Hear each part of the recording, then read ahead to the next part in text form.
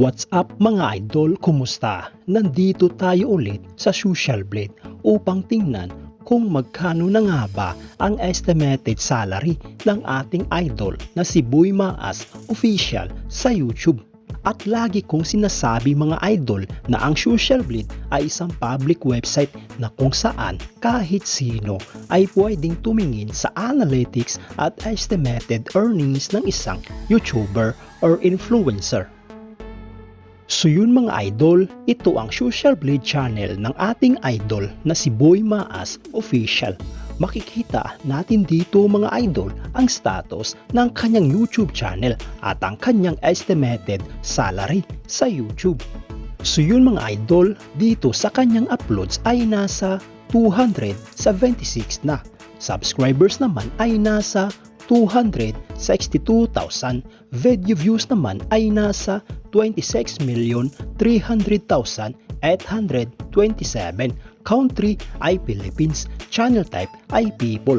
At user created November 24, 2021.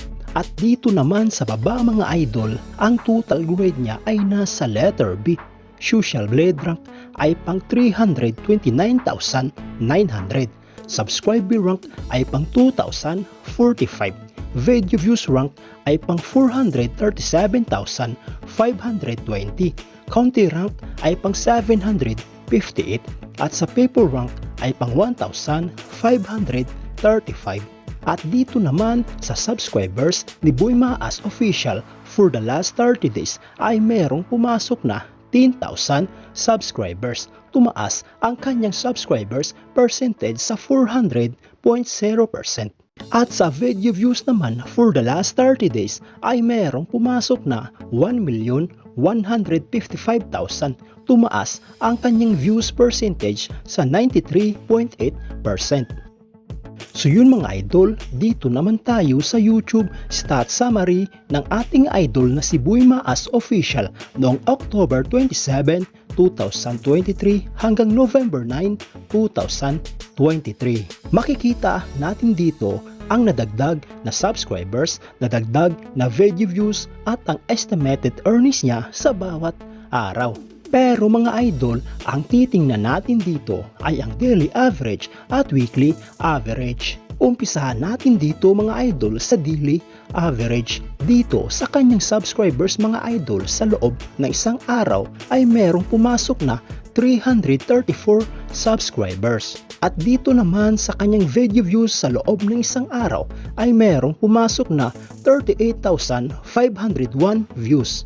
At dito naman sa kanyang estimated earnings mga idol, simula dito sa lowest ay merong pumasok na $10 hanggang sa highest na umabot ng $154. At kung i-convert ito sa ating pera, ang katumbas nga pala ng $1 ngayon sa peso ay nasa 55 pesos.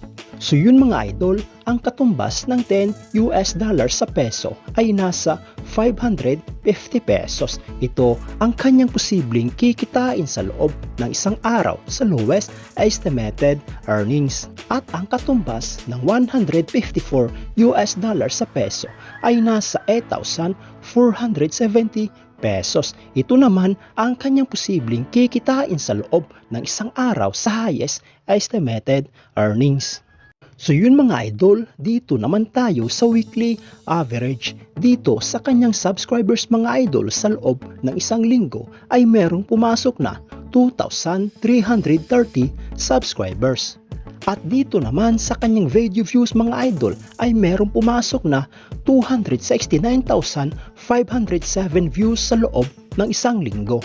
At dito naman sa kanyang estimated earnings mga idol, simula dito sa lowest na merong pumasok na $67 hanggang sa highest na umabot ng $1,100. At kung i-convert ito sa ating pera, ang katumbas ng $67 sa peso ay nasa 3,685 pesos. Ito ang kanyang posibleng kikitain sa loob ng isang linggo sa lowest estimated earnings. At ang katumbas ng $1,100 sa peso ay nasa 60,500 pesos. Ito naman ang kanyang posibleng kikitain sa loob ng isang linggo sa highest estimated earnings. So yun mga idol, uulitin ko, ang impormasyon na ito ay isang estimated earnings lamang dahil ang website na ito mga idol ay nagbabase lamang sa views ng bawat video. So yun mga idol, dito naman tayo sa estimated monthly earnings at estimated yearly earnings. Simulan natin dito mga idol sa estimated monthly earnings. Simula dito sa lowest na merong pumasok na $289 hanggang sa highest na umabot ng $4,600.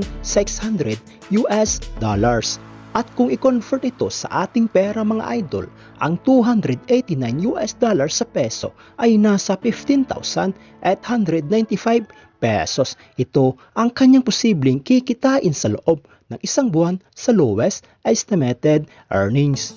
At ang $4,600 naman sa peso ay nasa 253,000 pesos. Ito naman ang kanyang posibleng kikitain sa loob ng isang buwan sa highest estimated earnings.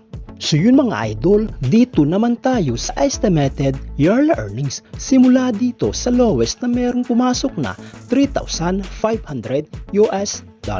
hanggang sa highest na umabot ng $55,400.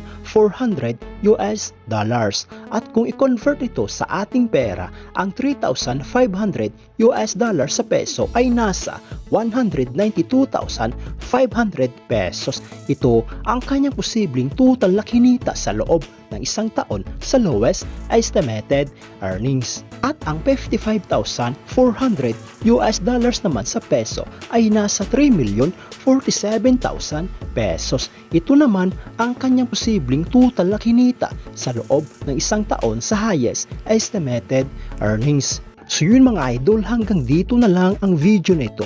Kung nagustuhan mo ang video na ito ay mag-iwan ka naman ng isang like at isang subscribe bilang suporta sa aking YouTube channel. So yun mga idol, maraming salamat sa panonood.